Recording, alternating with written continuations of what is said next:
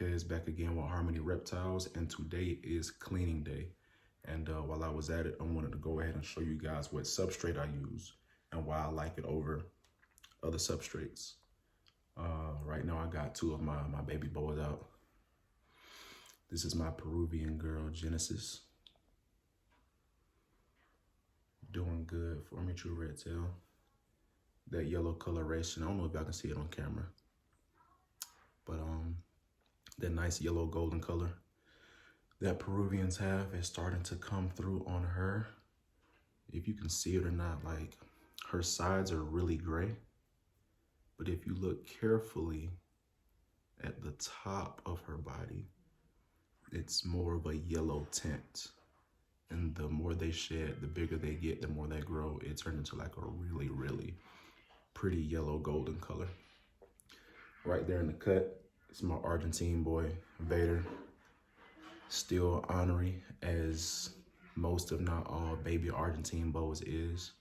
He was hissing at me right before I press record. He's acting good for the camera, I guess. He may or may not hiss at me now, let's see.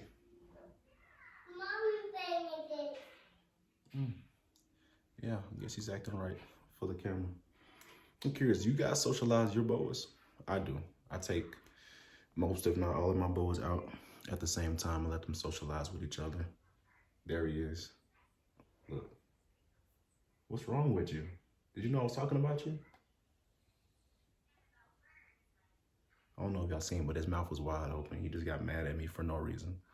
But yeah, I've never had a situation where any of my boas have like been aggressive towards each other when I take them out. So put that in the comments if you guys actually socialize your boas outside of pairing them up to breed, obviously. But yeah. So without further ado, I'm gonna jump into it. So what I like to use is any substrate. What's wrong, man? What's wrong with you? Any substrate like this, right? Any coconut substrate, bark substrate, anything chunky, right? This is how he acts. Another example why you should socialize your snakes, because it's all cute, it's fun and games until he's acting the way he's acting now, but he's 10, 12 foot long. Anyways, don't mind him. This is Reptochip Premium Coconut Substrate. And I'll show you guys how I break it down, set it up inside their enclosures, and explain to you why I like to use it. Another look at that. And it's fairly cheap too, depending on where you get it. I get mine from my local reptile store down the road, and this big bag right here is only like $35, and it lasts a long time, and I can split it up between multiple enclosures. It really goes a long way. I like that stuff over your like your sand-based. This is coconut too, but it's more of like a compressed sand. And it works, don't get me wrong, it gets the job done. But it's, in my opinion, it doesn't stretch as far, and it's really, really messy. Really messy. What else do I not like about it? Pretty much it, man. It's messy. Whenever you're taking your boas out to handle them, you get all the mud and the dirt all over you. As compared to like the bark stuff, the chip stuff, it doesn't stick to them.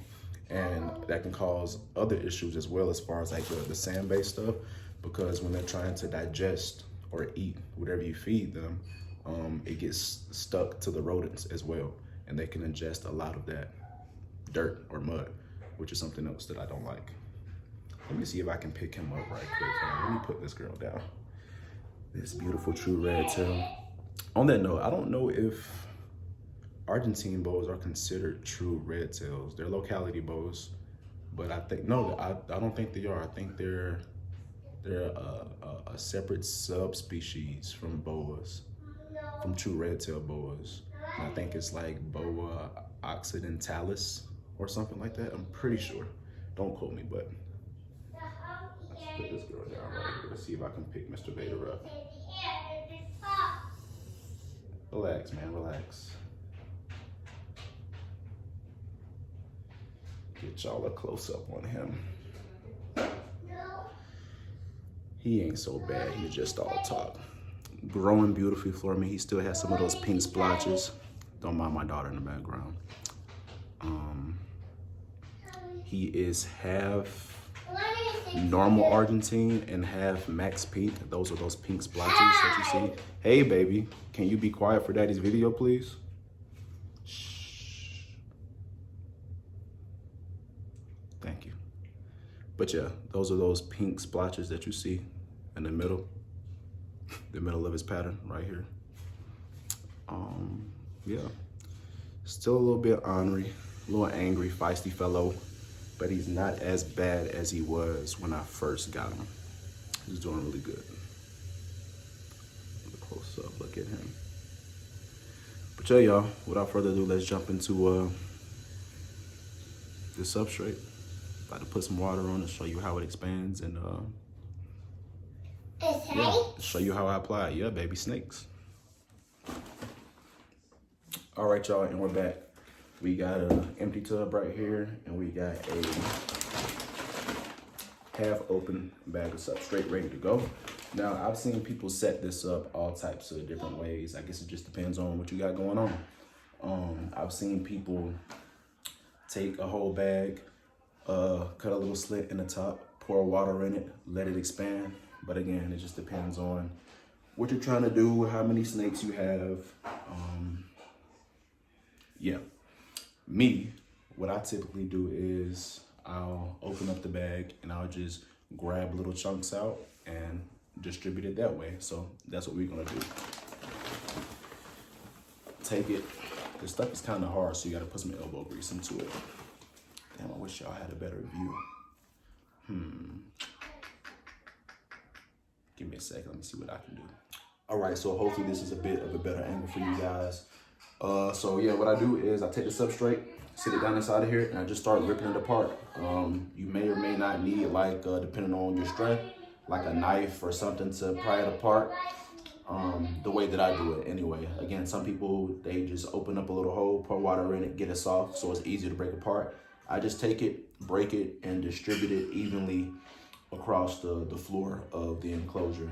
Typically, I do about, I just put enough to where you can't see the plastic or the PVC, whatever you have at home.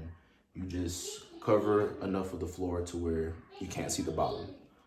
You don't want to put too much and you don't want to put too little. So let's jump into it. Just take it, rip it apart like that, and just start putting little chunks everywhere.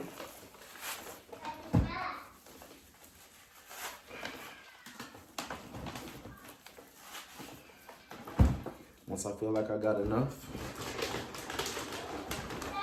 take this out.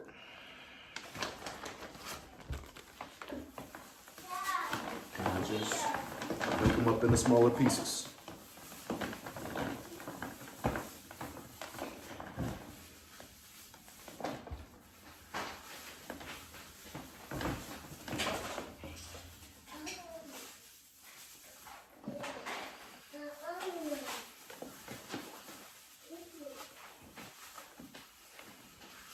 You want to make sure you get it as fine as possible. Don't want no chunks like this. This breaks down into a lot more little pieces.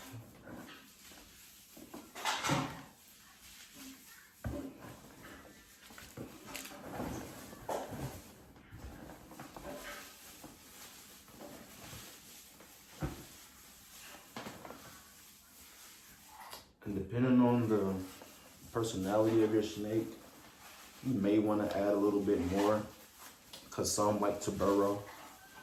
My Peruvian boy does, likes to get all the way up under there to where you can't even see him.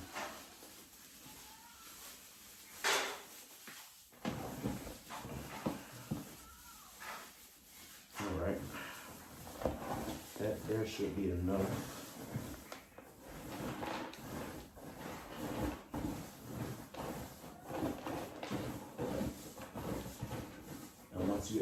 water, it expands. So don't be confused, or confused isn't the right word. Don't be deceived.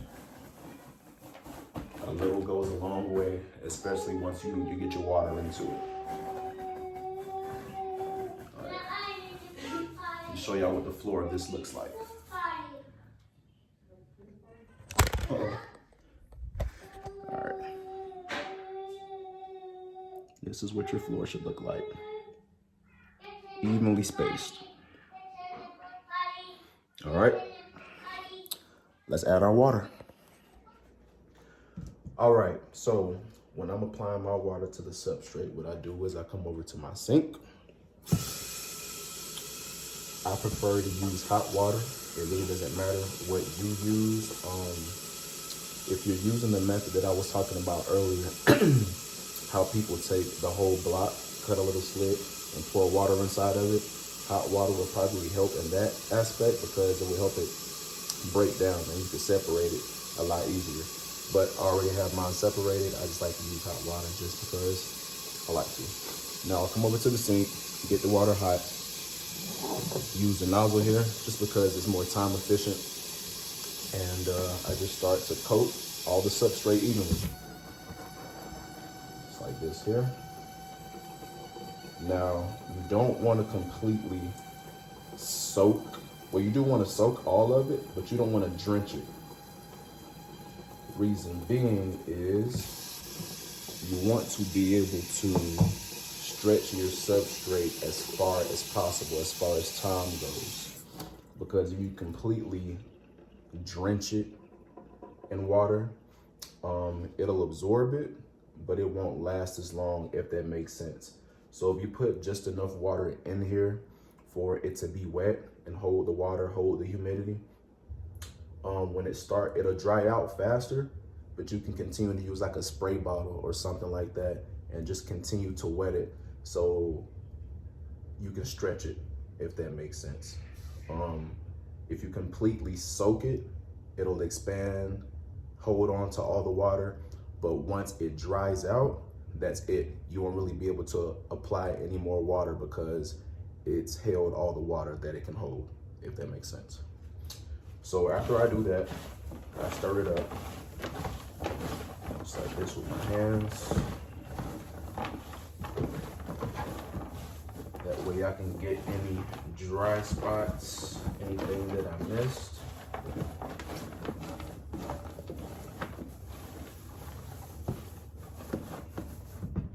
And I apply one more coat over the top.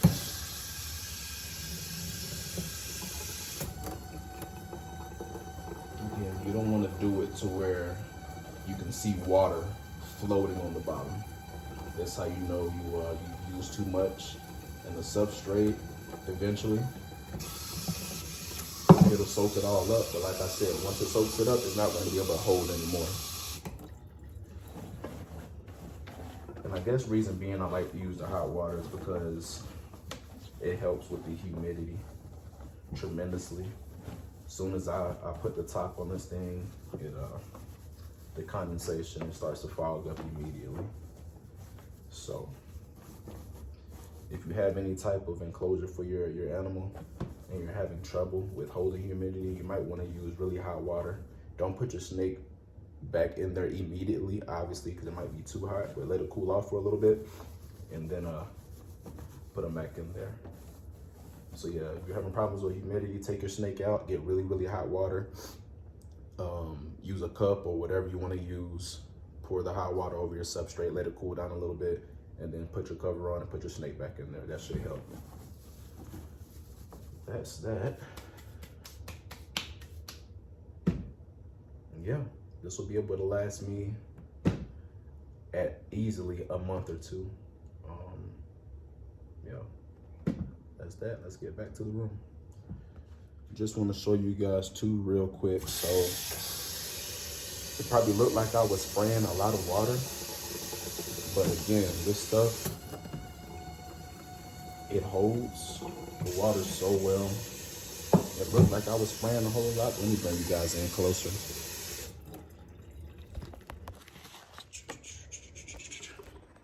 As you can see, it's virtually dry on the bottom.